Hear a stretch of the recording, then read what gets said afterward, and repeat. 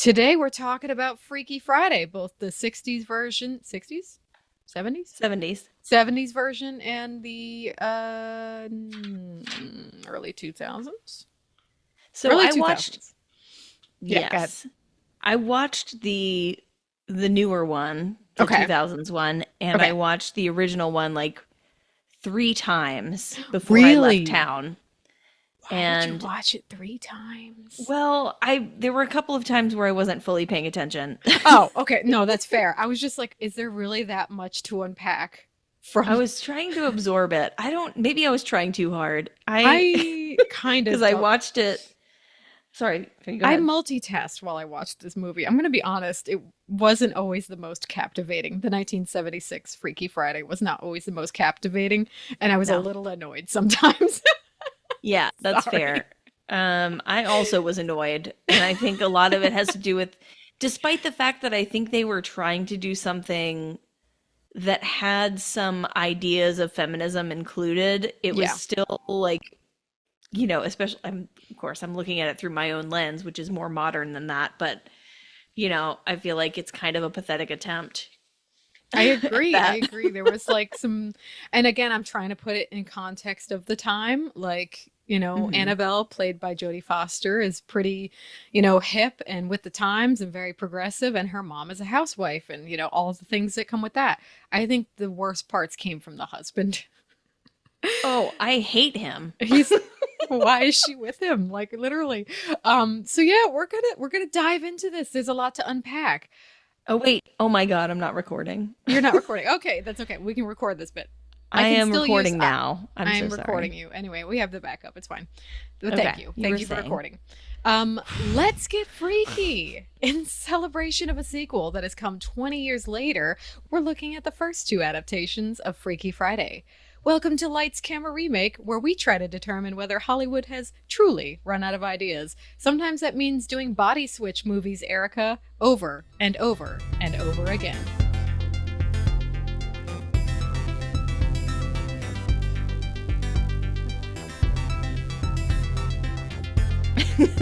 And over again. And over.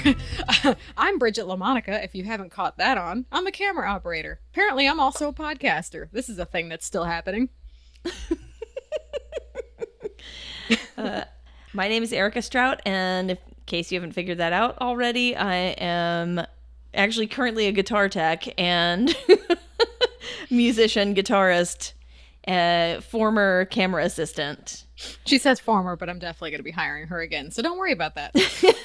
And I would be happy to work with you any old time. Actually, I might do a Absolutely. job this December. Okay, let's get it in the calendar. Let's go. We'll see. Yeah. So I had to unpack the whole Freaky Friday franchise because I went into this thinking that there was a 2003 movie with Lindsay Lohan. That's the one I remember. I knew there was an hmm original from either the 60s or 70s. Turned out it was the 70s. I didn't know it came from a book, but it makes sense that it came from a book. So the whole franchise, yeah, it's based off these books by, and I had the name written down and it's Mary gone. Rogers. Thank you. It's Mary Rogers who wrote these Freaky Friday books, definitely for younger teens, possibly like, preteens, cutesy stories. And it's about a mother and daughter switching. Now the movies, yeah, there's a bunch of movies. I didn't realize how many there were. Freaky Friday 1976, which we will be covering. There's Summer Switch in 1984, based off another Mary Rogers book. Robert Klein plays Bill Andrews, husband of Ellen, who swaps bodies with his son Benjamin, Scott Schwartz. So there's literally a follow up to this movie. I thought they just teed up a sequel and never did it. Apparently, they did do it almost 10 years later. So is that a different actor for the dad? I think it is. So the dad was played by Robert Klein. And I definitely forgot to look up who played him because I didn't So care. Robert Klein in the hold on. It says John Aston. John Aston played the In dad the 76 one. in the Okay. 76, yeah. They definitely Because recast it. he was in the Addams Family as Gomez at one point. Oh, okay. Love Yeah, I that. don't think he was the original, but he yeah. I just finished season 2 of Wednesday. I'm behind. Yes, I know. But I enjoyed it. So Don't spoil it for me. I haven't finished it yet. I'm not going to say a darn thing, but I do kind of want to go back and watch the originals because I know they were so cheesy and so delightful. Anyway, so far we have Freaky Friday, Summer Switch. Then there's A Billion for Boris, a 1985 film. It's in the same universe, but in this one, Benjamin, the son, discovers a TV show that shows tomorrow's broadcast. So it's a TV show that predicts the future. So he's looking into the future through the TV. Feels very 80s. Benjamin is played by a young Seth Green. Oh my God. Seth Green. That's so funny. Of Austin Powers fame and also a voice on Family Guy. So I thought that was funny. Also, I think Empire Records. That sounds about right, yeah. He's been in a bunch of stuff. He's been in a lot of stuff. So he's been busy apparently since he's been a kid. Then there was a Freaky Friday TV film in 1995. Ellen and Annabelle. yeah, I know. Ellen and Annabelle are played by Shelley Long, who is Diane in Cheers, and Gabby Hoffman. Her. Yeah, she's great. She's great. But this is a TV film, so not great. Not great. Oh, no, I don't expect that film to be good. No, I just like Shelley Long. We didn't get another Freaky Friday film until after the 2000s. We had Freaky Friday 2003. That is the Lindsay Lohan one. And obviously Jamie Lee Curtis.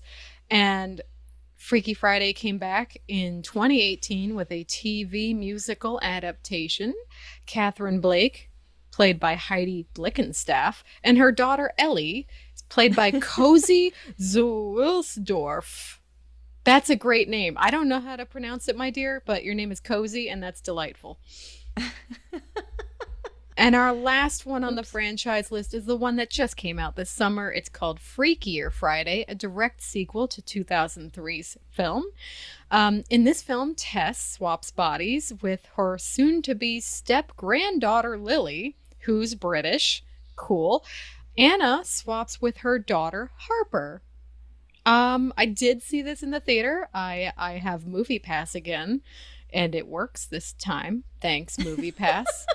But I saw this with some lady friends. We did a little ladies' night out. We watched Freakier Friday, and we all came out of the movie going, "That was fine."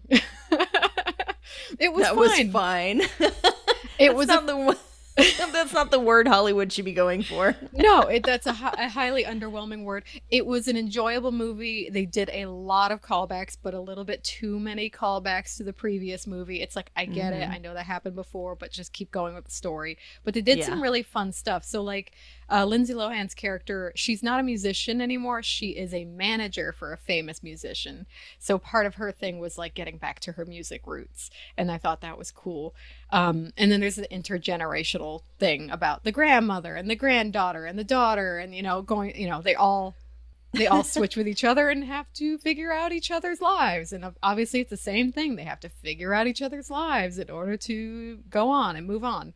So they did a good job with this, I think, but it's not a movie that's about to change any lives. Like, I'm like, in my notes I put, if you want a movie with music and some real feels, go for K-pop Demon Hunters.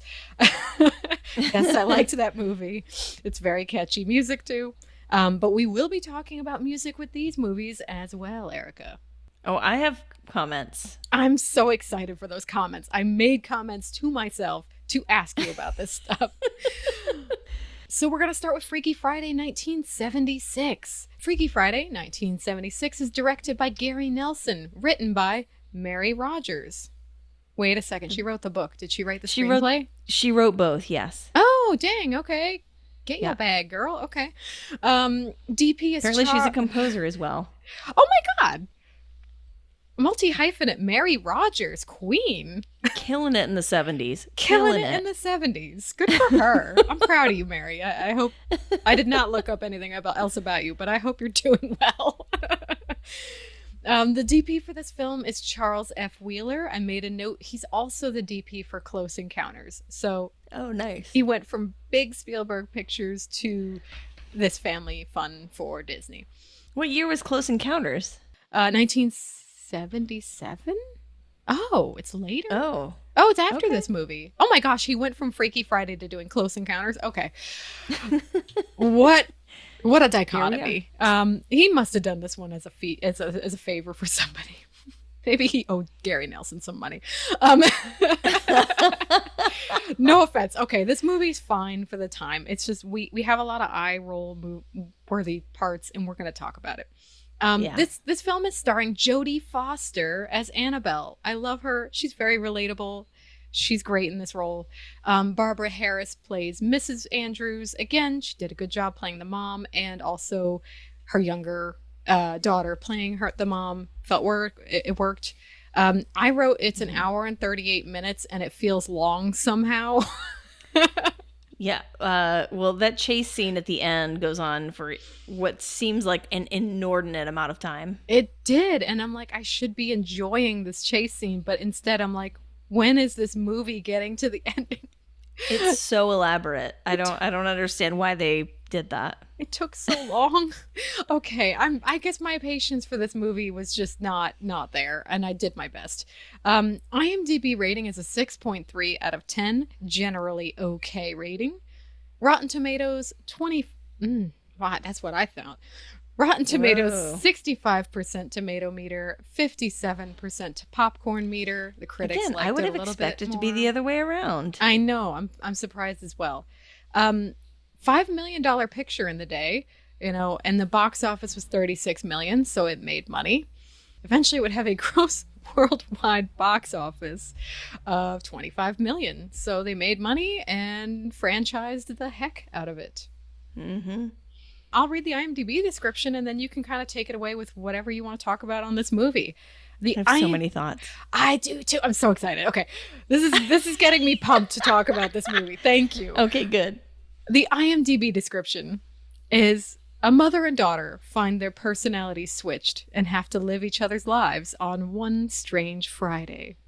A Freaky Friday, if you will. Was the word freaky more prevalent in the 70s? Maybe that's where it came from. Anyway. I wasn't alive, so I can't speak to it 100%. Neither was I. I was barely even a thought at this time. Not even a zygote. Not even a zygote. Oh, and there's another one for the Freaky Friday franchise that doesn't exactly belong in the universe, but did you say the movie Freaky? It had Vince Vaughn in it. It's a horror movie. It's like a horror comedy. I have not seen it, but I know which one you're speaking of. It got generally bad reviews from what I was seeing at the time, but I actually enjoyed it. I thought it was fun. So Yeah, he switch bodies with a young woman? Yeah, he switches bodies with a young woman, but he's a serial killer. And the serial killer ends up in the young girl's body instead and is still serial killing. Actually very funny. Wow. Yeah, maybe I'll put that on my list. Yeah, actually enjoyed it. I had this as 1977, but I guess it came out in 76. So yeah, Mary Rogers wrote the book and the screenplay. Let's see, she's from Manhattan. Oh. And she died in Manhattan as well. It looks like she worked on a lot of stuff over the years as a writer, a composer, screenwriter, author. Wow. She was prolific. Yeah. I'll give her that. Yeah. She did well for herself. This says one of the first female composers to find commercial theatrical success. That is awesome. There's not a lot of female composers even today, so that is saying something. Yeah. Film opens up on a scene in a young girl's bedroom, and they point out that it's Friday the 13th, I think via the radio. There's a radio alarm that goes off. And all you see is some hair and some arms sticking out of the blankets, and then a voiceover, and Annabelle Andrews is introduced, and she is getting her school day started. For some reason, during this introduction, she insists on pointing out that her blonde hair is natural and that she has blue eyes. Oh, yeah. Because every young character in these days seem to, I have brown hair and blue eyes. I have blonde hair. And, why you always have... That's literally in the book of how not to write. Don't have your character introduce themselves that way. Well, it also seems like a little bit of a purity thing. Racially. Oh gosh. Okay.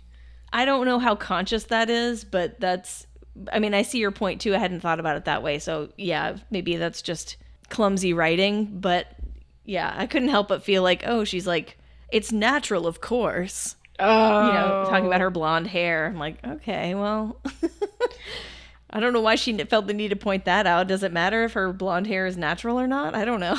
That is funny.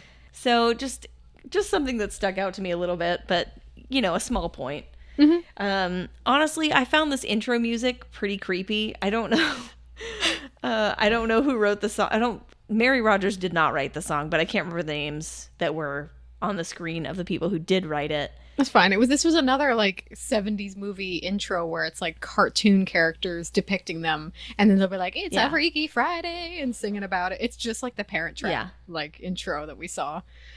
It's funny that was a trend at the time. Yeah, I mean, I kind of enjoy the cartoon intros, but yeah, it definitely was a trend, and the lyrics of the song I find very odd. I remember that. Yeah. Hold on, let me see. Freaky Friday 1976 song lyrics. Let me see if they just pop up. Oh, it's I'd like to be you for a day. Okay, I mean, yeah. It's cute, but then it just keeps going. Go on beyond that. And I'm trying to find That's the not rest the of part lyrics. that creeps me out. No, I think it was something about like when you play with your something. Let me see. Yeah, it's not enough just to hold your hand. I want to touch you. It's Okay, hold on. There's got to be lyrics here somewhere. It's familiar. Like, I get it. Like, it's a mom and daughter, so I'm sure it wasn't intended that way, but there's some strange choices, I think, in these lyrical. Okay, here we go. In the lyrical writing. Okay. Oh, come on. There's an ad at every website I go to. Okay. So I'd like to be you for a day. I'd like to climb into the dreams you hide, to know the grown up and the child inside. Whatever makes you smile, I'd like to see it. Go ahead and free it. That's okay. How about let me read your book and learn it? What? Oh, there's so much more I need to understand, and not enough to simply hold your hand, to hear the words you say. I want to touch you. I want to reach you in every single way. I want to reach you in every single way. It's just a little. It feels questionable. Yeah, and we are looking at this through a modern lens, but yeah, those lyrics are painful. Yeah. And I get like at this point, the way Jodie Foster describes Disney's culture at this point is very family friendly, very wholesome. I don't think this was intentionally creepy, but the song I think is creepy. Yeah. I think that's us putting it on there, but yeah, I want to touch you. I want to reach you in every single way. Maybe at the time nobody was going to conflate that with anything else because it wasn't as in the news. You know what I mean? But yeah, it's weird. Honestly, I was like weirded out even just by I'd like to be you for a day. Are you excited by electric trains? Like, why don't you know this about your child already? What? That's a fair question. Does she play with trains when she's 15 or 14? I forget how old she is in this movie. 13. You'd know if she was a little train conductor. Anyway, I'm done. Yeah, you don't. Why don't you know anything about your kid? Yeah, it's concerning already. And I get that the movie is about these two, the parent and child. They need to connect and learn about each other and all that. That's basically the through line in these movies. But you really don't know any of that? Okay. I'm done. Yeah. No, I think that's a valid point. But yeah, beyond that, I feel like the way she describes her dad as the most beautiful person in the world weirds me out too. What? And then she said, except for him, and then the camera is on Boris, the boy across the street, the neighbor. Oh yeah. And then she's like, oh, he's like, I don't remember what word she uses, but basically she calls him hot, and then he's like, this. I mean, I guess he's got a cute face and everything, but like he's a scrawny little kid, and then he's like also really judgy through the whole film. Oh yeah, it's weird. I keep thinking, what do you like about this kid? He's like not that nice actually. And in both films, we end up with a kind of inappropriately suggested relationship between Boris and the mother character. Totally. That got weird real fast. I wish somebody had seen that. But they do it in this one and in the 2003 one. Yeah. And in the 2025 one. Anyway, I'm done. Yeah, there's a lot of problematic male characters. Then we're going to unpack that. Yeah. Then there's also like her, okay, so she's getting up in the morning and kind of telling you about her life and who she is and how her day starts and everything. And then she's like arguing with her mom about breakfast and how she doesn't want to eat breakfast. And her mom's like, you need to be healthy. You need to eat food. And she says, come on, Mom, I'm going to grow up to be a blimp. And I'm just like, it just feels like there's a 13-year-old here, like happily engaging in disordered eating. Oh my God. I mean, you literally could use this movie as a teaching device about this kind of stuff. I was going to say, of course, we find out a little while later on that it's because she skips breakfast so that she can go to a diner and eat like rum raisin banana splits for breakfast. Ice cream. She skipped actual food in the morning that was going to, quote unquote, make her fat to go eat ice cream. Yeah. I don't understand. Now, I was a teenager at one point. I never had ice cream for breakfast. For one thing, that wouldn't have been cool. And also, I don't think that would, like, make me full. Like, I love ice cream, but it's not, like, food. Yeah, I feel like if the times when I had ice cream, like, kind of instead of a meal, it's been, like, I'm not very hungry, and I have delicious ice cream in front of me, so I'm just going to have a little bit of that, and then, like, that's all my body's telling me that I need, and Man, I don't know. I want ice cream right now. I love ice cream. Oh, it's great. It's wonderful. Okay, I'm good with that. So we get this whole intro. We get the intro. It's establishing this family. It's a very nuclear family unit. Mom, housewife mom, dad who's working at some obligatory Thank you, PR firm. I was just going to say office. I don't know where he works. They've got the little brother, Ben, who is this perfect little angel. And Jodie Foster's Annabelle hates him because he's a perfect little angel all the time. Ape face. And, you know, he's so cute. He's so sweet. And she's like, I hate you for it because I'm a rebel. And she's very messy. And so she feels like she's always in trouble for not being tidy enough. And he's naturally tidy and adorable. And so she is frustrated with him. Relatable in some ways, but also she's way too harsh on him. I don't know. It's a lot. She is, yeah. And I think you see her come around. Yeah. So I think that's part of this whole journey is learning also how to talk to her brother. I wrote down, seriously though, Dad sucks.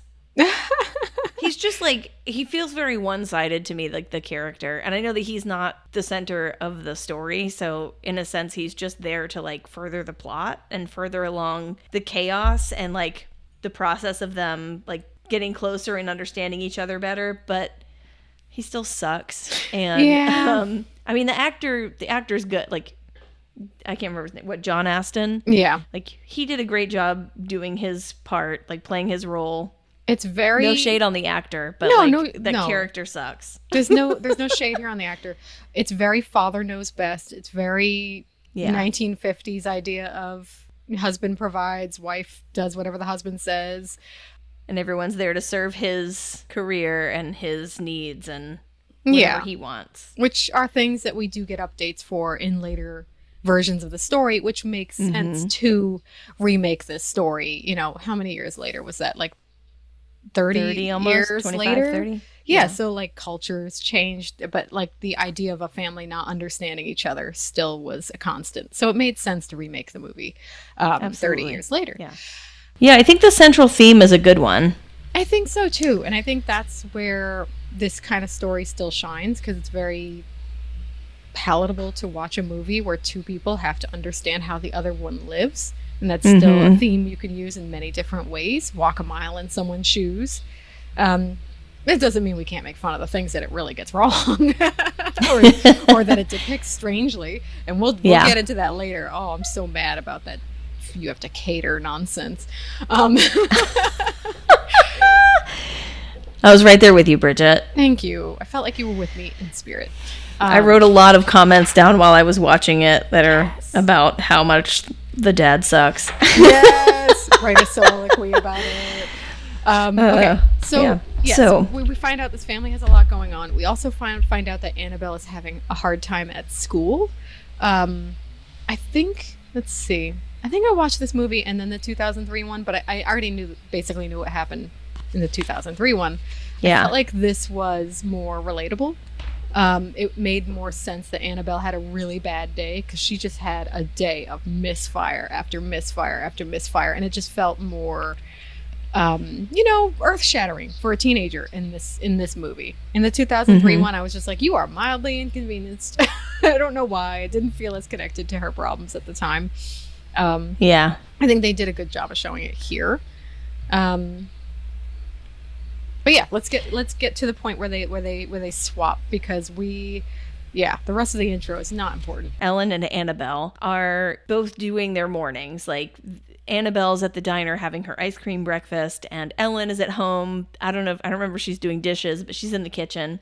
She's smoking a cigarette. As I guess she's doing her normal morning things. And Annabelle is recounting this argument that they had maybe the night before, or so, where Annabelle's explaining to her mom that she's tired of being told what to do all the time. And then Ellen, the mom, replies with, well, when you become an adult, no one's going to be there to tell you what to do. And that can be hard also. Sometimes that's more difficult than just being told what to do. And of course, Annabelle's like, bullshit, like, come on. So they're both kind of venting at the same time about this argument that they had.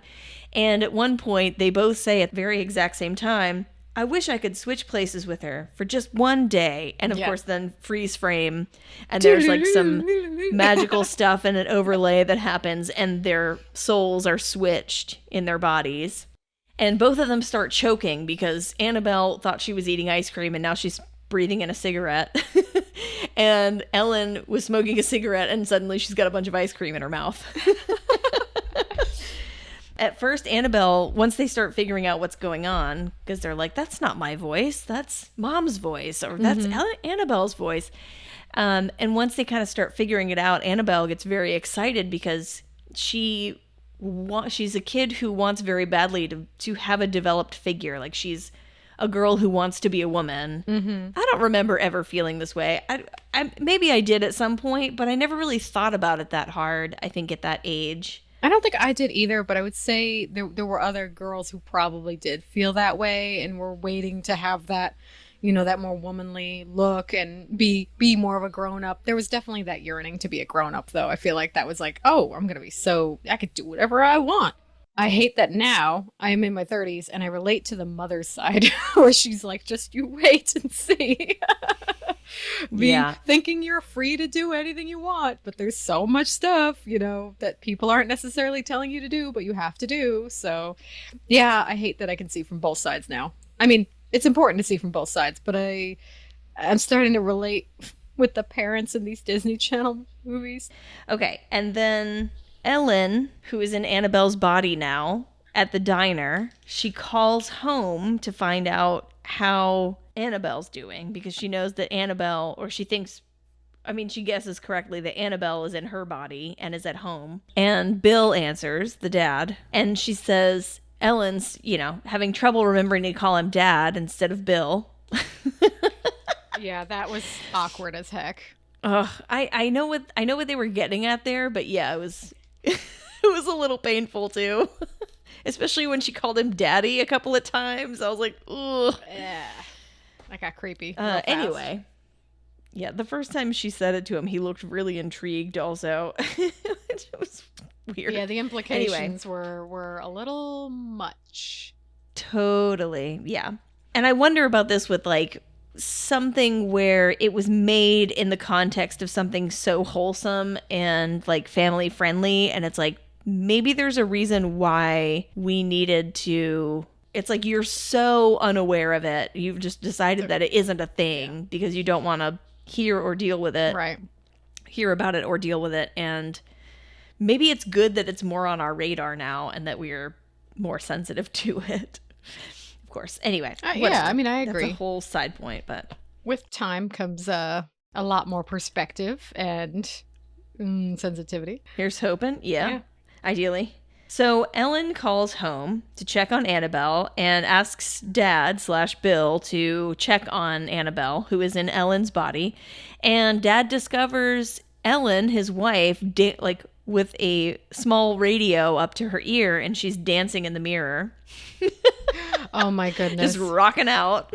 Yeah. Doesn't she also, like, she's chewing gum and she just sticks it in the door frame? Ew. And then she puts it back in her mouth. Yeah, it's very strange. Ah, do people do that? That's so gross. Ugh. I don't know. I've never had the urge to do that. When I'm done with, I'm not a big gum chewer anyway, but when I'm done with it, I'm done with it. Yeah. I'm not going to play with it.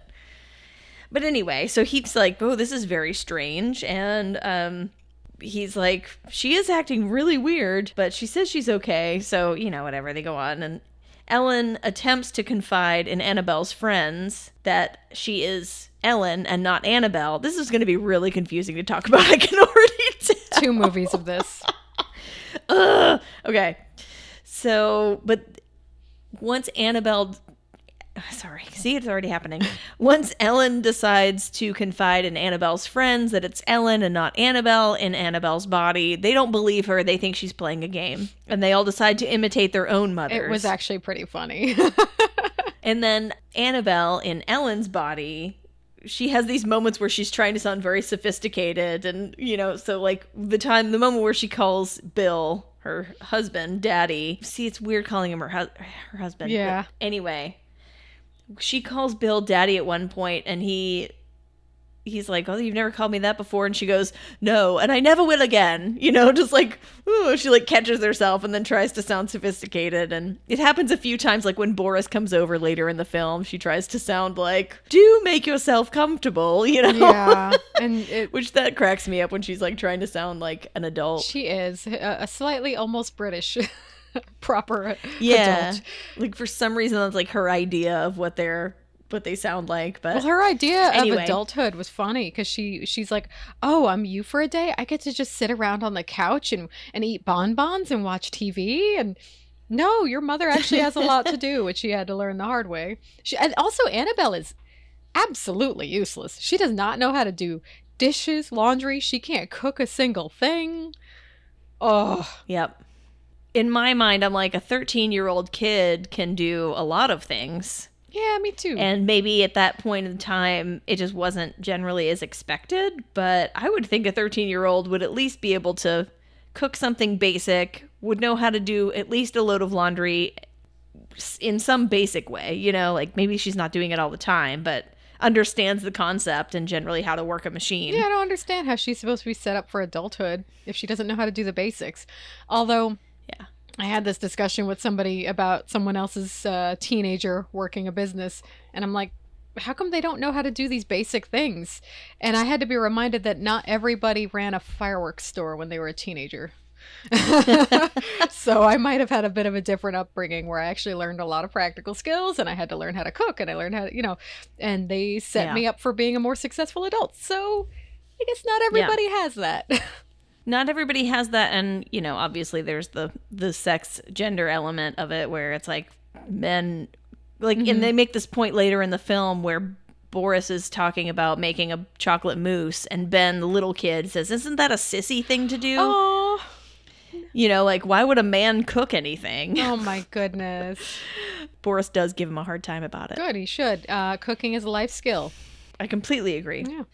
So anyway, back to where we were. Dad goes off to work, and on his way out, he gives her a list of chores to do and requests, and at one point she's like, anything else? And he's like, well, now that you ask, you know, like, if the shoes need a shining, I sure would appreciate it. And he's saying it, you know, he's not being like, you have to, you know, he's not being mean about it, but just the expectation that whatever he wants or needs in the service of his job or his life is what needs to be done, and that's the expectation. So on his way out, he goes, I do my job, you do yours, right? And then in her mind, she goes, oink, oink. Okay, that was a funny voiceover. They leaned on the voiceover a little heavy, but that was a funny one. Yeah. Yeah, but I see why they used it to kind of help illustrate their mindsets and kind of processing each other's lives. Yeah. So I agree with you. I think they did lean on it kind of heavily, but I see why they used it in the first place. I think it's also possible that maybe people hadn't seen a lot of body swap movies at this time, so we had to really illustrate and nail, like, yep, they're still switched. They're still switched. So maybe Yeah, that was reinforcing that idea. Like, reminder, that's not her mother, that's her. Like, Probably. Yeah, that makes sense. I mean, I feel like something must exist before this that had a similar theme, but it's the first one I ever knew about. Right. Like I wouldn't mind looking at like The Munsters or Adam's Family, the old shows, and I feel like they could have Yeah. done something similar in one of their episodes. Yeah, or like even Twilight Zone Oh or yeah. something like that. Yeah. I love Twilight Zone. So we're here, Dad's going off to work, and Annabelle in Ellen's body is already getting a bit overwhelmed by his requests and demands. But then she decides she's going to play with her mother's makeup instead. So there's a scene that's I find pretty funny. That's her putting on blush and lipstick, and she decides to put on fake eyelashes that get stuck in her hair, and She's a mess. you know, I'm also a little surprised that a 13-year-old wouldn't have at least some idea of how makeup works. But I mean, I get the eyelash thing. I don't think I could ever successfully put extra eyelashes on my eyeballs, but I yeah. agree. I think it is funny that this girl didn't know the basics of makeup. Like she's really laying it on thick. She's going like more blush up the whole side of my face. Like it was going crazy. Yeah. But I think everything was done to the nth degree so that it was like more ridiculous and more comic relief. Yeah, I mean it's played up. It's supposed to be a little over the top and dare I say zany. Oh, zany it was. It definitely builds up to zany. So then it cuts over to Annabelle at school, who is Ellen, of course. And Ellen is freaking Annabelle's friends out, like on the bus when she's like asking for her friend to help pay for her, and then she's like, I know you have money on you because of the way you're walking. And then Ellen discovers that Annabelle keeps money in her shoes. That sounds so uncomfortable. We're not talking paper money, people. We're talking about coins. Like, obviously, it costs like 5 cents to get on the bus. So there were coins in her sock. That's uncomfortable. I would think so, yeah. She's also discovering some secrets that she did not know about how Annabelle operates when she's not at home. Like later on when she's getting ready for her field hockey game and the locker just like explodes with clothing. And then she's like, don't you ever take things home to be washed? And then you hear Ellen in Annabelle's head go, never! So back at home then, Annabelle's attempting laundry. She's trying to manage the dog. She keeps picking the dog up, and I'm not really sure why, except for like it's adding to the chaos of her trying to hang on to him. Yeah, and also like there's so many like repairmen and like upholstery installers and carpet people. It's all these people all were scheduled at once somehow. So the real Ellen messed up. But she keeps handing the dog off to one person after another and they accept it. And nobody puts the dog on the floor where the dog is perfectly fine being. Yeah, exactly. So I made a little list of like all the things that happened to her. Oh, I love it. So she starts a load of laundry, right? She just stuffs everything into the machine and uses way too much soap, and you can tell. Then she gets a phone call from Bill/Dad to tell her to go out and buy alcohol, and then he also tells her what to wear to the big aquacade. That's his work event that he's trying to impress his boss or a new client or whatever. That his daughter is the lead attraction for. So then suddenly there's suds up to her ankles, and she's got to deal with a laundry machine. At one point, she kind of thinks, he's so great as a dad, but as a husband, he's more like a traffic cop. Oh. Like he's telling her where to go and what to do and all, directing everything. And it's kind of funny. But then the housekeeper shows up, Miss Schmaus. But I like to call her Sass Pants McGee. Ooh, Sass Pants McGee. That's who she's going to be. So then the mechanic shows up asking for money. Carpet cleaners show up. The housekeeper comes back around and is talking shit about Annabelle and how she's out of control and undisciplined and all this. And then the neighbor shows up to collect her hairdryer that she had loaned Ellen. And then some drapes cleaners show up with the returned drapes that they had cleaned for them. And the mechanic still needs to get paid. The neighbor still needs her hairdryer back. The housekeeper's still arguing. Then groceries are delivered. Everyone's yelling. And Ellen or Annabelle in Ellen's body just like sinks to the floor and starts sucking her thumb because she's so overwhelmed by everything. Oh my God. So, I mean, they create this like chaotic situation that, it's obviously a dramatization of what's probably normally happens. But yeah.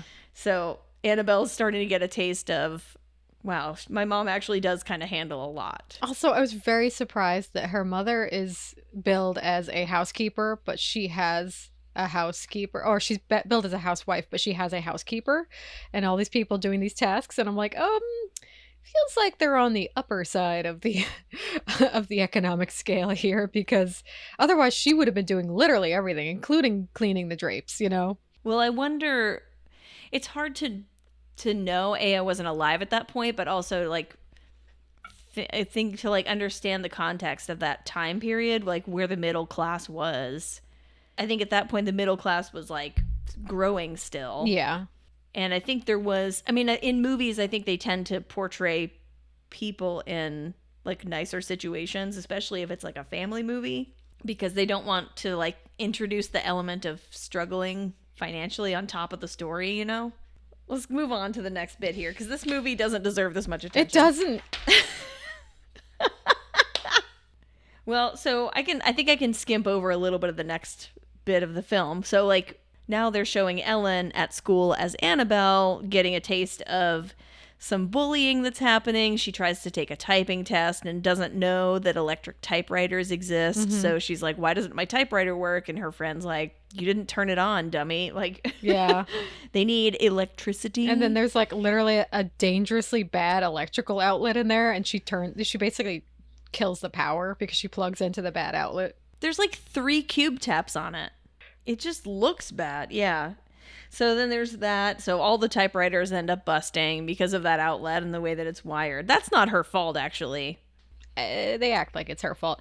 But she has so much happen. Like the marching band thing, that was embarrassing. I was in marching band. I would have been mortified. I would have never showed up again. Yeah, I would have too. I was in marching band also, and I really loved it. But that wasn't a thing that was happening to me. But, you know, I never switched bodies with my mother, so. This is true. We need to put these things into perspective. And all the while this is going on, so she does marching band rehearsal, the typing test, and history class, where she ends up being kind of a know-it-all because she already learned all this stuff, and everyone gets mad at her. Yeah, that was interesting. She gets a bunch of, like, paper scraps dumped on her head, and she's walking out of class. Bill's at work trying real hard to suck up, and he can't be bothered to show up for his wife and kids in this moment. He's on the phone again being like, I'm sure you can figure it out. I don't have time for this. Shots fired at Bill. They're not the only ones. But Annabelle, while she's in Ellen's body during this time, also decides she's gonna like hit up Boris and see what's up. What's up? Wait, aren't you Annabelle's mom? Yeah. And then it gets weird. She tries to talk herself up as Ellen. She tries to talk Annabelle up. Yes. And then Boris starts getting a crush on Ellen instead of Annabelle, and it's this whole thing. I like more mature women. Yeah. Yeah. I did really laugh out loud, though, in the part where he asks whose room Annabelle's room belongs to. Yeah. You know, he's like, whose room is this? And it's Annabelle's room. But then Annabelle, as Ellen, says, oh, that's my son Ben's room. And he goes, really? With a 4-post or a canopy bed and a dollhouse? And she's like, yeah, canopy bed and a dollhouse. He's a very peculiar boy. He's liberated. And that was actually quite funny. I really liked that line. She was just embarrassed that her room was messy because she's seeing it through a new perspective. But she had to keep leaning into the joke there. She's finally embarrassed by her messy room. Yep. Let's see. And then, so they end up hanging out for a while, and he tries to show her how to throw a boomerang. She ends up breaking a window. It's this whole thing. Actually, there was a funny line here because she throws it and breaks the thing, and she's like, I thought you said it always comes back. And he's like, I've never thrown it before. Like, you don't actually know what you're doing. Yeah, it's funny.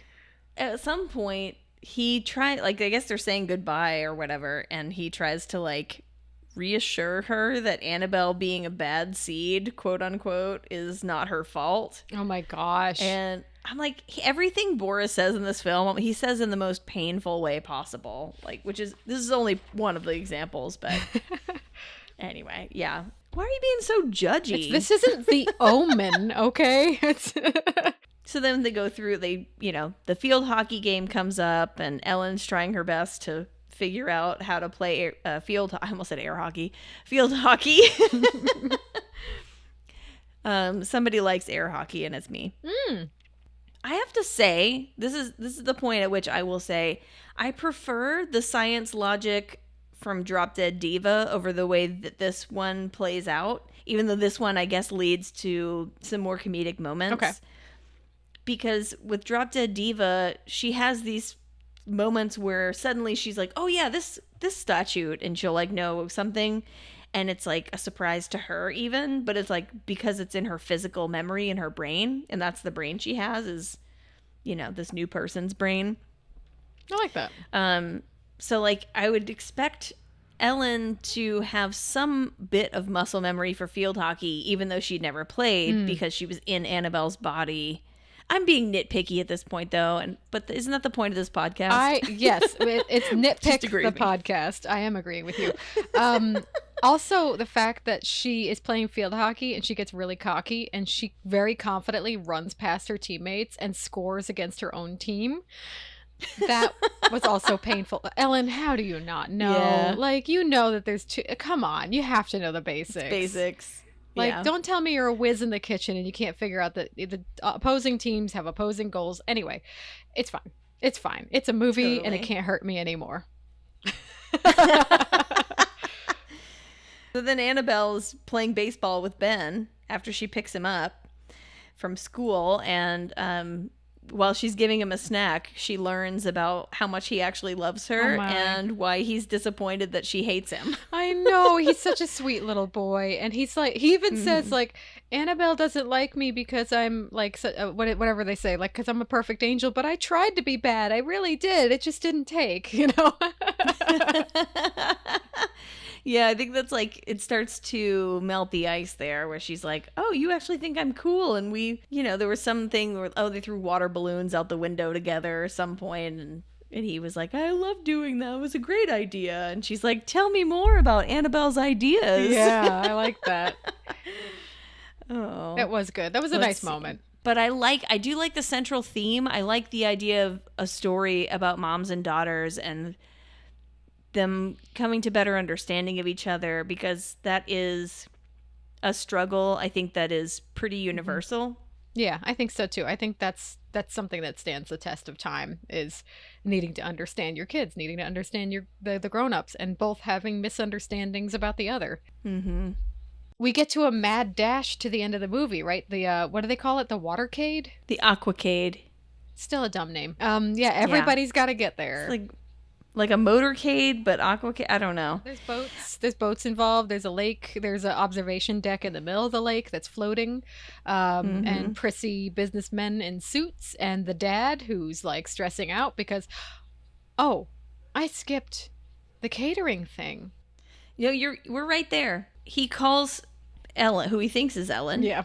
And he says, we have no catering for 25 people. You've got 3 hours. Figure it out. And so that's how Ben learns what a male chauvinist pig is. He does, because she says it. She says it. And he's like, what's that? And she's like, it's what your father is right now.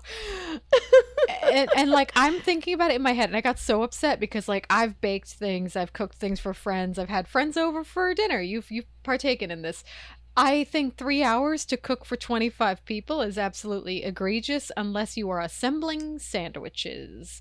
Keep in mind that she has not planned for a 25-person meal. She doesn't have the food for 25 people. She would have to go to the store, which apparently she didn't have a car, or I don't know, she had deliveries before, but she'd have to go to the store, get the supplies, bring it back, prepare it, cook it, package it, ship it to the place.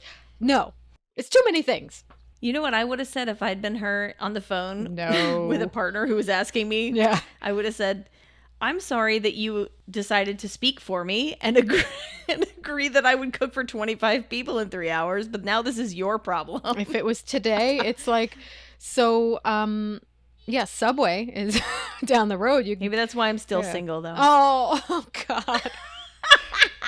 I'm joking. But she attempts it. She gives it the old college try. And you remember what she made? She made a turkey, I believe. Yeah, and she burnt the hell out of it, too. She's like, this is going to take 6 hours to cook, because apparently she has no concept of how anything is done.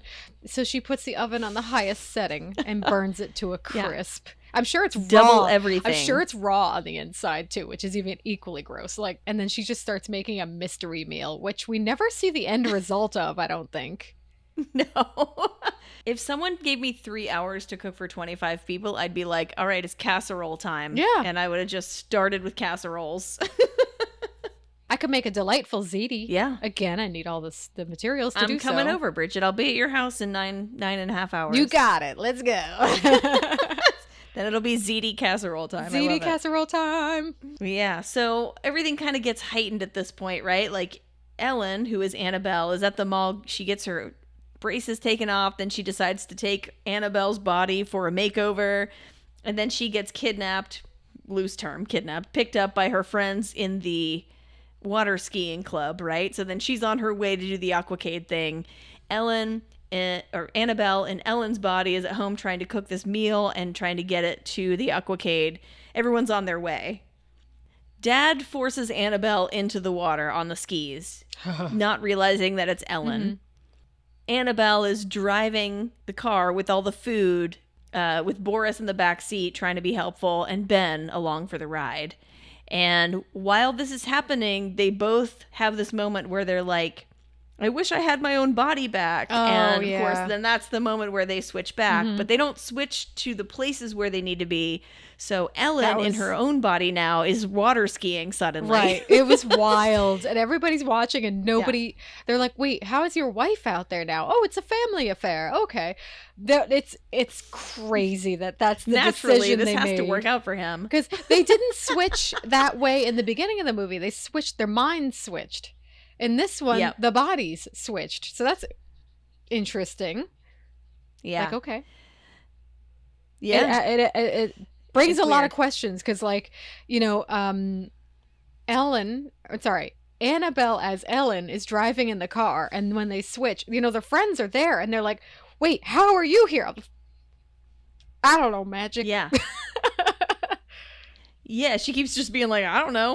Like, just go with it. Everybody, I don't know. Everybody just goes with it for the remainder of the movie.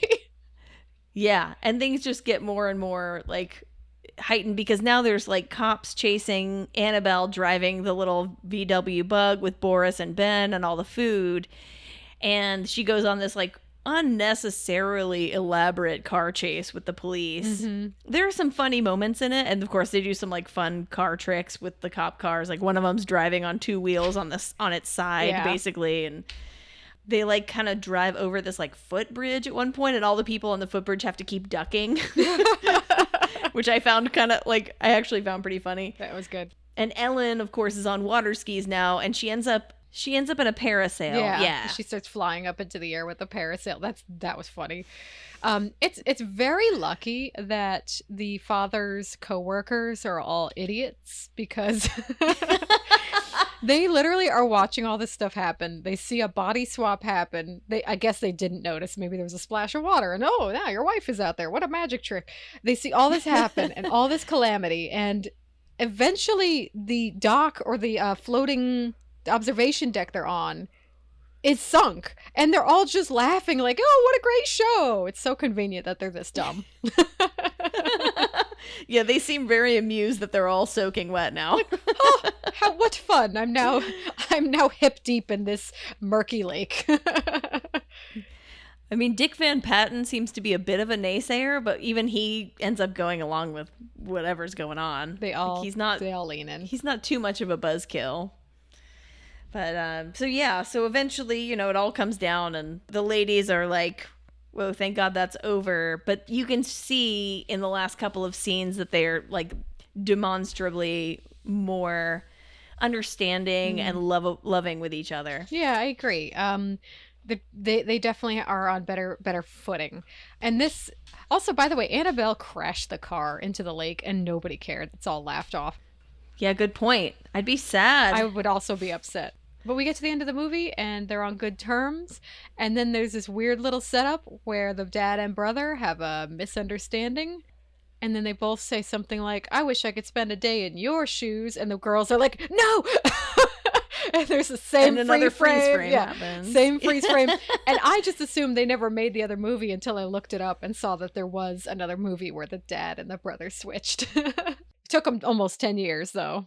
I also did not know that movie existed. Now I'm kind of curious, although I bet It's probably not. I have a feeling it's probably painful. It's probably not great. We just finished up on that movie, so I guess final thoughts before we switch to the 2003 one. I didn't find too much. I saw a little bit of an interview with Jodie Foster talking about what a strange time that was for her personally, and how when she was wearing the braces, that was hard for her to speak. And then when they had taken the braces off, she still had to wear a thing because her front two teeth naturally had a bit of a gap between them at that point in time. So she had trouble speaking through the whole film. Oh, darn. Okay. Mm-hmm. And I saw that she was invited to do a cameo in Freakier Friday. They didn't say about the remake of Freaky Friday. They may have asked her at that point too, but they only mentioned that she was invited to do a cameo in Freakier Friday, but she decided not to because of how she felt about, I guess, that time in her life, and she doesn't really like doing comedy movies that much, apparently. Yeah, that's what I heard as well, is that she was approached to play the mother in the 2003 one, I believe. Oh, okay. With Lindsay Lohan. She did think that the stunt casting would take away from the movie itself. It's possible she was also approached for Freakier Friday. As far as I know, she wasn't in it. Then again, I don't know. No, she wasn't in it. Because apparently also she was filming another movie at that point. Makes sense. Okay. She was kind of busy anyway. That would make sense too. Yeah. We make a lot of sense, Bridget. We're making so much sense over here. Can't handle how much sense we're making.